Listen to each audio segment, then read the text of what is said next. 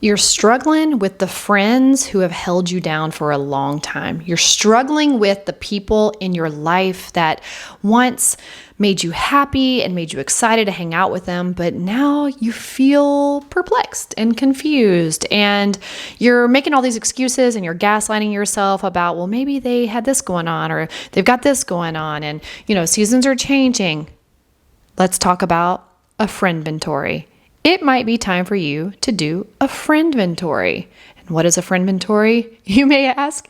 It is you taking a look at all the people that are in your life and evaluating, is it still the right season for them to be as close as they are or have been to you? Are you giving them more than what they're giving back? Is the relationship reciprocal? Do they add to your life or do they take away from your life? So I'm going to talk to you about a Friend-Ventory today. I'm going to share a little bit about my own story, and we're going to talk through two main categories that I think start to awaken us to this idea of, something feels off. Number one, you hear this one all the time. This is the energy vampires. These are the people who are negative. Every time you talk to them, they have a problem, they're complaining. A lot of times they are their own obstacle. They are the ones that create the issues that they have within themselves and around themselves and with the people around them. These are the people that they're always a victim, or they're often a victim. They are usually complaining about problems in their lives, but they are the ones who created the problem. It could be that they have financial issues and they spend and they do things and they live on the edge of, we'll figure it out later. But then when later comes and life things start happening, they are freaking out because they don't have the money to pay for anything. And instead of looking at themselves and saying, maybe I shouldn't have bought all those things, maybe I shouldn't have gone to that concert, maybe I shouldn't have done this or that, they really think that the outside world is out to get them. And you struggle with that because you are now in a place where you don't see yourself as a victim. You understand the significance of taking responsibility for your actions, and that the outcomes a lot of times that we experience are due to decisions that we made, right? So you struggle with trying to help navigate those conversations, to encourage them, but also not to you're not trying to condone them, but you're also not trying to, congratulate them. What is the other word for condone? There's like condone, and then what is it? Let me look at the synonym of this. Hold on. Condone. Man, I was on a roll. I've been getting some good sleep lately. Practice again. What? No, give me a thesaurus over here. Is condone? Am I not using the right word? Accept and allow the behavior? Condone. Oh, okay. My bad. You're not trying to condemn them, but you're also not trying to condone what they are doing. Let me just make sure I'm using that right. Sometimes I just words just catch me in the moment sometimes, and I'm like, did I say that? Yeah, condone and condemn. Okay, I digress. You're not trying to condemn them, but you're also not trying to condone the behaviors that they are doing that are getting them into this situation. So you're navigating that. You're having a hard time navigating that because you see it for what it is and you want to say those things to them, but you also know they don't really have the emotional intelligence to accept that sort of constructive feedback from you, because you love them and you're trying to help them. But when they're already feeling down, that's a thing that you're navigating is like, do I kick you while you're down? Even though it's love and it's truth. I'll leave that part there because I know with my own situations, there have just been times where if you're my friend and I really feel strongly that I need to tell you something to prevent you from further hurting and harming yourself, I'm going to say that regardless. But that takes time to get there. So you have the energy vampires, and those are sometimes easier to pick out in your lives because you see them and you feel them. You know when your energy has changed and their energy has not. And it's not even that necessarily they're changing at all. It's that you have changed, and because you've changed, your frequency has elevated and it doesn't vibrate the same with those types of people. So it can kind of leave you in this state of, what do I do now? You cannot change them. And a lot of times you'll hear people say you need to just start to distance yourself. And that in and of itself can be difficult, but it is worth it. And we'll talk a little bit more about that later. The next thing that I want to talk to you about is mentors and people you look up to and people who have been in your life for a while. And they are the steady, stable people that have really helped you, maybe even helped you evolve to where you are now. And you have always looked up to them. You have learned a lot from them. They've guided you in some sense. And now something feels off.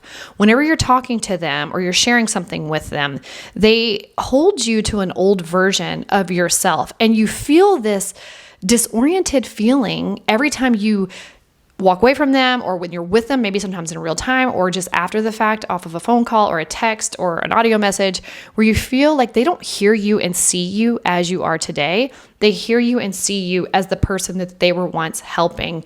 And that may be that you're brushing up against somebody's ego. I don't know who this person is in your life, but although I want to believe that people are well-meaning, there are a lot of mentors, and I hate that term, by the way. There are because it immediately positions you as underneath this person. And if you've been around a while, you know that I really struggle with this hierarchical structure of feeling like I am less than somebody else. I can learn from you all day, but you're mentoring me in an area. I'm learning from you in an area, not in life itself. That's my little soapbox moment about mentors. Do not make yourself belittled under a mentor, because the whole point is that you're learning from them to elevate and grow in an area that you think and believe that they have expertise in. That's it. So if you have people in your life that you once looked up to and you really put them on a pedestal, because it might be you who put them on a pedestal and gave them this space in your life to be this person. So they have just assumed the position that you've given them. But now you've changed. You don't need them to be this for you. You want them to just be maybe a mutual friend. But they haven't changed their relationship to you yet. So when you have those people in your life that you start feeling like, I feel like they're holding me to an old version of myself. When I talk to them, it feels sticky. Hopefully you get what I'm saying. Like, it feels sticky because you're talking and you're just like freely sharing what needs to come out, and they're trying to solve for these things that you're saying. And you're like, wait a minute, I'm not needing you to fix anything for me. I'm just talking. If you feel like you have to continuously deeper explain things that you're just trying to talk about in normal conversation because you're having normal conversation, you're not a problem to be solved. You're not having a problem that needs to be solved, but you feel like they're constantly trying to push and project stuff onto you. You probably have had a shift in your own frequency where you have leveled up to some degree. Again, I hate using these like level words, but you get what I'm saying. That you have leveled up and you're now at possibly a higher frequency than they're at. You're vibrating at a higher level than them. And they're still trying to assume this position of you are somebody who needs help and support, and you're not asking for that. So that can create this rift that I don't think a lot of people talk about. Is these people who were once really great people in your life, and maybe they still are great people in your life, but they're playing a character you don't need them to be. And they haven't been able to read the room and shift into this new version of who you are and respond to this new version of who you are. Now, let me check my notes. Okay, so let's talk about how do you start to change these things? Well, for me personally, I usually get dumped. Well, in the past, a lot of my friendships just blew up because I didn't know how to handle any of this stuff. That's why I'm talking to you now and trying to share some of my old wisdom and hopefully meet you where you are. But regardless, there needs to be a break. There needs to be a gap. There needs to be distance, because when we get distance, my husband and I were talking about this earlier. Sometimes you have people in your life, and this can be family. You have people in your life that you feel are supportive and great and wonderful for you until you get distance from them. And once you get some distance and you detach from that energy field, you start to realize they really didn't provide a lot of value. We look at it like a bank account. You're depositing and you're withdrawing. You're depositing and you're withdrawing. And friends do that and people do that in relationships. We do that. We're going to constantly be depositing and withdrawing. But when some person is just withdrawing, there are seasons that we do have deeper withdrawals and we're taking more. But when over an extended period of time, you're not putting anything back in. Anybody ever had a bank account go into the negative and then start to get the charges on it? It's not fun and it's hard to get out of.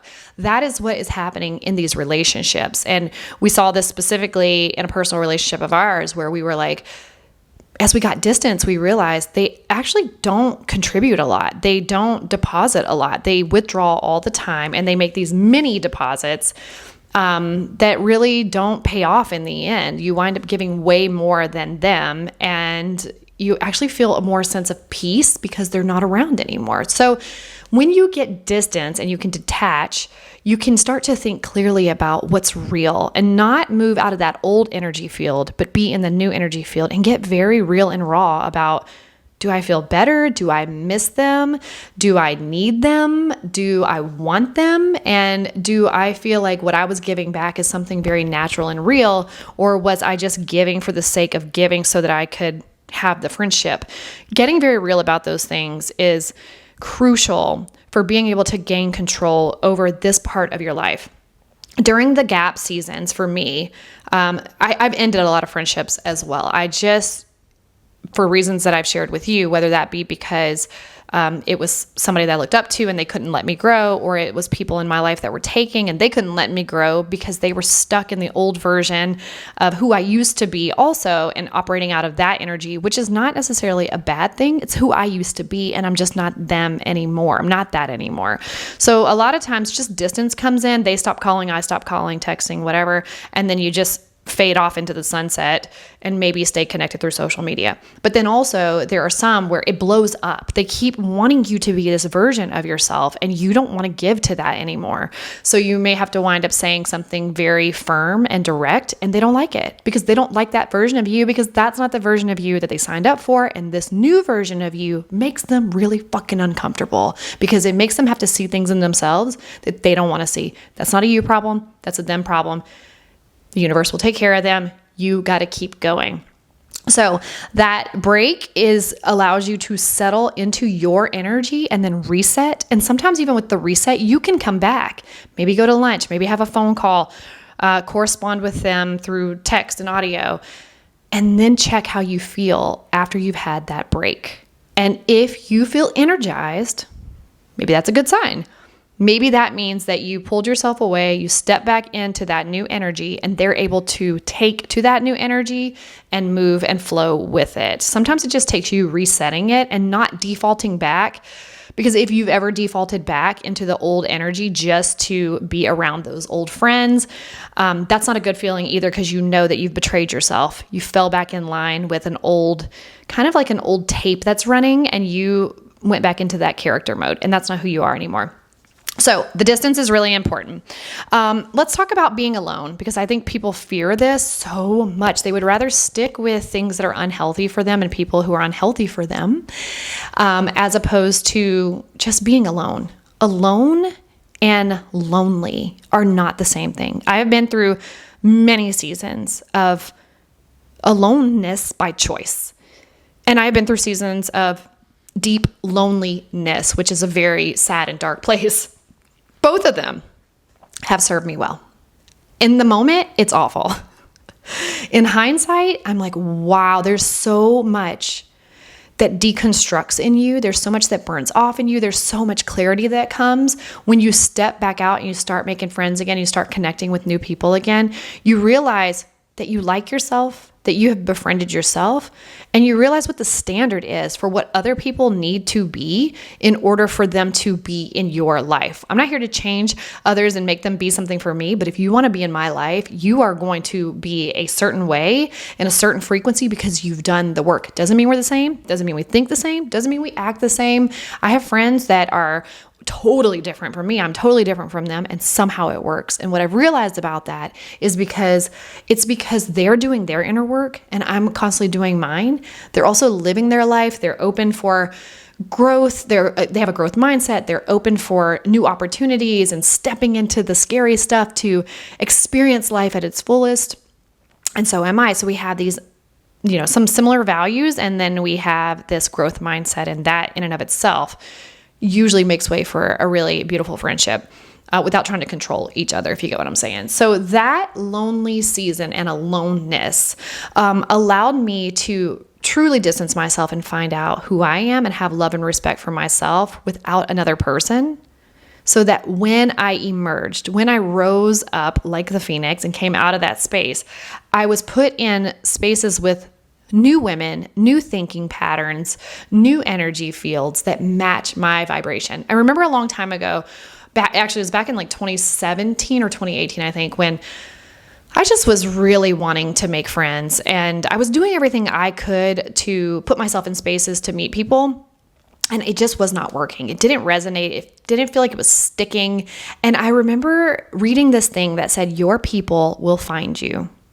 And it felt like a promise to me that I believed that my people would find me, that they would just show up one day as I continued to learn about myself and grow into the most authentic version of myself. Because I think sometimes when we talk about being authentic, we think that we are being authentic, and we are to the nature of the authenticity that we know. But until we start to really deconstruct and break down some of these ideas and these ways that we've been living out of safety and survival, we're being authentic. We're almost being blinded by the fact that we think we're being authentic, but we're truly not. We're still playing the act. We're still playing the role and that character. That's where working on yourself and learning to love yourself and build confidence in yourself, I do feel attracts the right people to you. All right, so let's talk about what happens if they get mad. Ooh, this is a big one. Like, but what if they get mad at me? What if they don't like me anymore? So we're pushing it onto them. What if they XYZ? Why does it matter to you? Why does it bother you? What's happening in you that feels like you have to control whether they get mad or not through your actions and where you put yourself? If it's hurting you or it's creating destruction for you, even in the smallest sense, it's limiting you from all that you could be and where you can go. Why do we care if they get mad? And I'm not judging you, because I struggled with this in the past as well. And I hate conflict. I mean, I'll go into some conflict, but I don't go looking for it. It's not fun. It's not something I love to do. But when my values feel violated, I will step into that conflict. And for the sake of relationships, for people that I love, I will try to protect and save the relationship by just getting into some constructive conflict. It's just the nature of life and relationships, and it's just going to be part of it with people. So what if they get mad? Let's really explore that. What if they get mad? If you're having communication and you're sharing with them from a place of love and they get mad, is them being mad a you thing or a them thing? If they're mad because you're not giving of yourself anymore, if they're mad because they can't control you anymore, if they're mad because you're not meeting their expectations anymore, why are we bothered that they're mad? Why are you bothered that they're mad? People are going to get mad. You cannot live your life in that state of resistance around, I can't do anything because somebody's going to get mad. People are going to get mad. People are not going to like you. I said it. And guess what? I've learned this from being on YouTube and just in my life in general. At first, when they don't like you, it really stings and it hurts and you want to do something about it to make them like you. And then eventually, once you realize and your nervous system realizes that you did not die because they didn't like you, you build some resistance in your muscle. You build some muscle to that type of resistance, and you're able to lean into it a little bit more and realize it's not the end of the world. I'm not going to die. Do I love it? No. Am I going to die? No. So, what if they're not choosing you back? What if because I've done this before. There have been some relationships in my life where I'm like, I don't think I've shown up as the best friend to them. I don't think I've showed up with my best. I don't think that I have deposited enough into this relationship. Let me get my shit together and see if the relationship changes. So I intentionally make the effort. I'm very intentional about the things I'm doing in those particular relationships, in the way I show up, meeting them where they are. And I realized with the ones that I've done that with, they didn't reciprocate.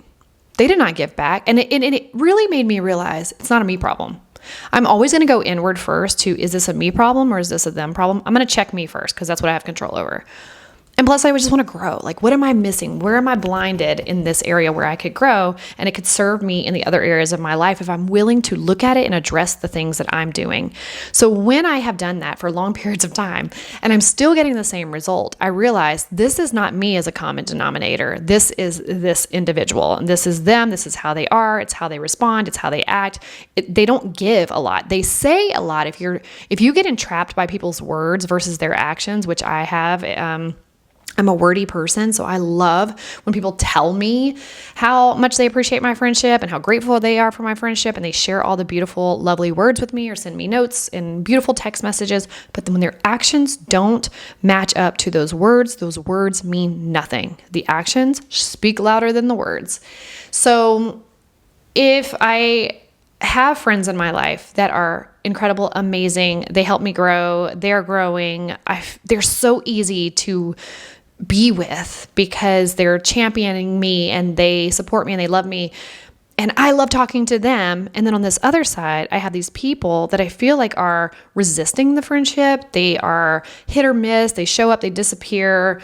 They are inconsistent in being able to get together. They cancel things a lot. They send you like a 20-minute audio message and you send them one back and you don't hear from them forever, ever again.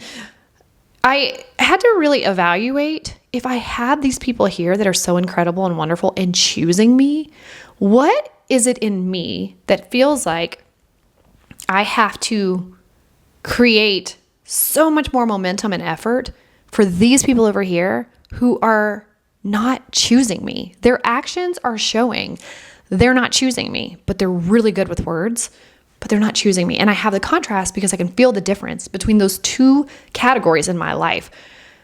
Let's not make it about them that's not choosing. That's just what they're doing. They're not choosing. But what is it in me that feels like I need to chase that down for approval to get it over here with the people who are choosing me? What if I just cut that off? And I don't mean this in like get mad about it. What if I just let that be? Let that be and sit with the outcome of that, which is that they're not going to choose me back. And what does that say to 8-year-old me that somebody was not choosing me? And let me go explore with 8-year-old little me why she's so hurt and upset because they didn't choose me. And why do I keep this around? Why do I keep this in my life? Let's go over here with the ones who are choosing. Something that I've really learned for me as a deal breaker is when people cannot make a plan and stick to it. I get it. Life happens. I get it that sometimes we make plans and we have to cancel things. But when you have a good track record of being consistent and reliable, consistency and reliability creates trust. And trust is super important in any relationship, right? If you've been in any sort of relationship where trust is broken, it doesn't work. There's this constant sense of discomfort and it takes away from your peace. So I remember back in the day, really not too long ago, I would allow for these people to come into my life, try to make plans. It takes forever to try to even solidify a date and a time and a place. And then once we finally get it down, I take this stuff very seriously, that you want to spend your time with me and I'm going to go spend my time back with you. And then you cancel.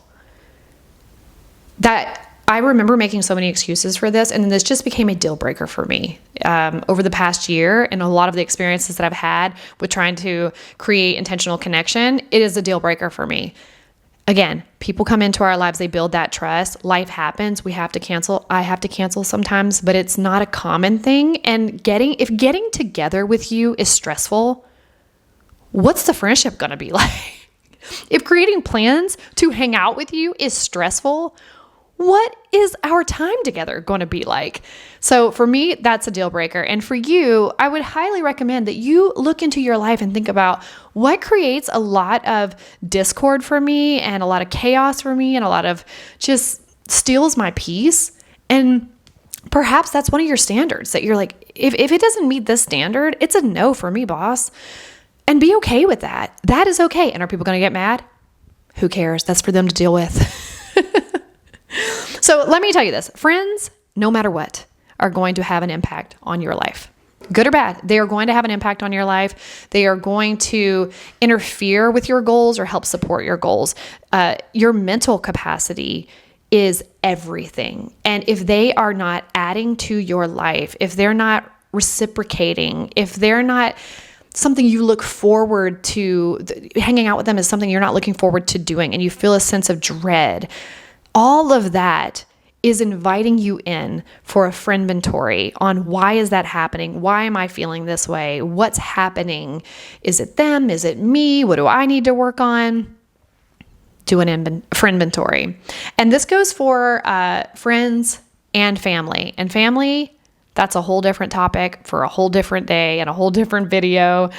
But for today, we'll talk about the Friend-Ventory, but I do want you to know that includes your family also, because a lot of people are really close with their family, like friends. So it's two in the same. It's all the same. In my world, blood is not thicker than water. What are your actions and what are you giving back into my life when I'm giving to your life? Is that a proper exchange that's happening? I don't care if you're family or not. I don't care if we share the same bloodline. I really don't care. So here's the thing. If your life and your goals have evolved,